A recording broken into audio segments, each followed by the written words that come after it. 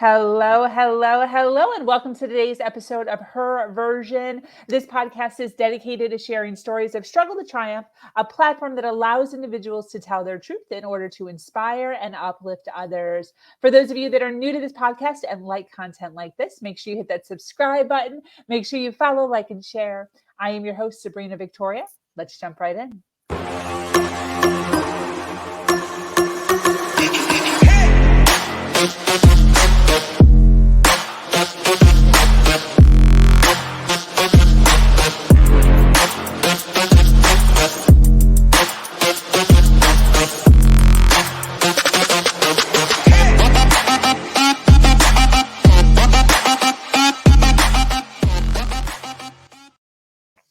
Hello, and thank you for joining us today for this episode of Her Version. I love it when I see everyone jumping on as soon as we get started. So thank you so much for being here and hanging out with us today. This is the Her Version platform. It's built on storytelling and the understanding that many times our greatest learning experiences come from listening to other people's stories. Today, I am speaking with an amazing woman named Tana MacPherson-Smith. Tana has been through a whirlwind of life as a born people pleaser. She has had the weight of the entire world sitting on her shoulders at different times throughout her life, dealing with her mother, her own mental wellness, and everything in between. Psych wards, therapy, and meditation were her first encounters with personal development. She has gained an education as an adolescent and parent coach, a mental health first aid England trainer, a Psych-Tap, EFT and NLP practitioner, and a Reiki Master. We are thrilled to hear about her and how she has evolved through her journey. Welcome, lady. How are you? And that's another story. I don't know if you want me to go into that now, or if Totally, you want me to talk about whatever. How I would explain it is this, and this is what I've fundamentally kind of worked out for myself, is that I see every person as a tapestry. Now, these days, I have to explain quite carefully what that is to younger children because it's just not in our teaching much at the moment. But I see you as an outline of a person. But inside you are filled with millions of stitches, like threads, like stitches. And that each of us is born with an inner monkey that lives with us for our whole lives. And the inner monkey has a personality of its own that's been developed through your life experiences. And I say that every monkey has a bag of very well-worn crayons. We can talk to people and say, what is the tragedy? What is the issue? What's happened to you in your life that's caused you to be the way that you are? And for many, there has been major trauma. The things that have been obvious, whether it's abuse or they've been in a war situation or they've been in a big accident or lost a relative, whatever it might be.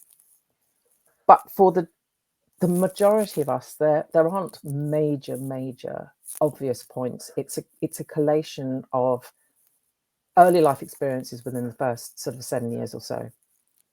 The tiniest ones. So, for example, you've got a baby that can hear the family next door. It's crying. The family are too busy. It's not they're being cruel. They're not doing anything deliberate. They're just too busy to come in.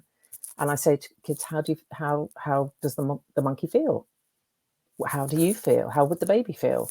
And they'll say sad or unloved or not important. I say, well, how would that make the baby feel emotionally? And they say, okay, it's unloved. What color does unloved look like? It can be a different color to every person, but let's say it's dark blue. Okay. So the monkey will color a thread dark blue for that experience to record the emotional impact of that minute experience. Say that happens quite often, the monkey's going to color it each time because it creates that feeling of not being good enough. Then that child is potty trained and there's a big family gathering and it's a really wonderful afternoon. Everyone's drinking and having a barbecue. And the little boy realizes he needs the potty and he can't find it. And he's pulling on people's shirts and everyone's too busy to pay him attention. And then he wets his trousers. Everybody looks at him. Now, he's not going to remember this incident as a teenager or as an adult, but the monkey will have recorded how it made him feel. And let's say that it made him feel that no one cared, that he wasn't loved enough because no one paid him the attention to help him. and then they got across with him, so that's another blue line. Now, in between, there's lots of wonderful events that may create yellow or orange or pinks or whatever color for joy and happiness and great times. That little child is at nursery. Children of 3 or 4 come running out of nursery to see whoever's picking them up with their pictures and their stories and their excitement. And all too often we see whoever's meeting them at the gate that they have a mobile phone in their hands and they're going, hang on a minute, I just need to finish this text, or I just need to finish this work email, or I've just got to finish talking to someone. And by the time they've finished, the child's bubble has burst. And the monkey colours it again the same colour because he feels not important enough. So these experiences can go all the way through life. It can be when you don't get picked for the team, or when someone says, I'm having the skinny girl next to the fat one, and the child next to you is selected. It's these things that when they are recorded in this way, they create patches of colour. And if there's a big enough patch of one, what I'll call a negative colour, then that becomes what we call a limiting belief. Beautiful. And you don't need to know every single detail, but we need to know that we can all have limiting beliefs, and we all do have, which usually start with the words, I'm not good enough, ... And it might be to do well enough at school, to meet my parents' expectations, to have friends, to be in the team, to be a success, to run my own company. And fundamentally, I'm not good enough to be loved. And that's really what has come out through all the exploration of me literally taking my life apart from the moment I was born to understand every stage, to understand why I became someone who was susceptible to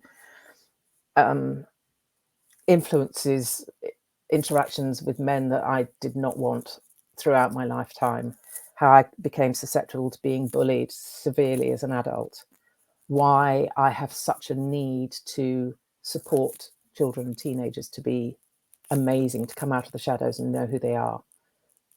And I understand all of that now by understanding what my tapestry looks like and what the monkey's been colouring in. And it's just a really powerful way of seeing things. Absolutely. Definitely. That's beautiful. Thank you for sharing that. I appreciate that.